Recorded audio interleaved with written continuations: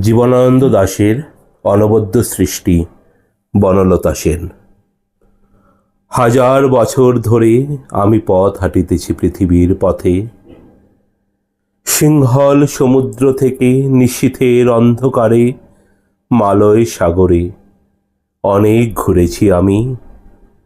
বিম্বিসার অশোকের ধূসর জগতে সেখানে ছিলাম আমি।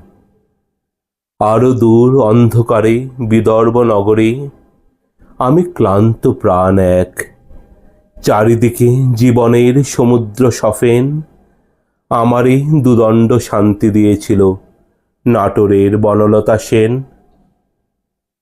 চুল তার কবেকার অন্ধকার বিদিশার নিশা, মুখ তার শ্রাবস্তির কারুকার্য।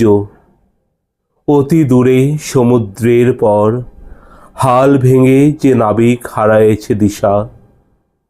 সবুজ ঘাসের দেশ যখন সে চোখে দেখে দারুচিনি দ্বীপের ভিতর, তেমনই দেখেছি তারে অন্ধকারে। বলেছে সে, এতদিন কোথায় ছিলেন?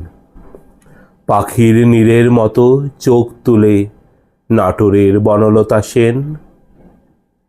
সমস্ত দিনের শেষে শিশিরের শব্দের মতন সন্ধ্যা আসে। ডানার রৌদ্রের গন্ধ মুছে ফেলে চিল।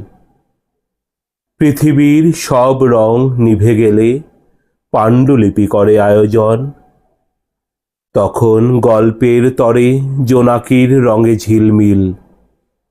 সব পাখি ঘরে আসে, সব নদী ফুরায় এ জীবনের সব লেনদেন।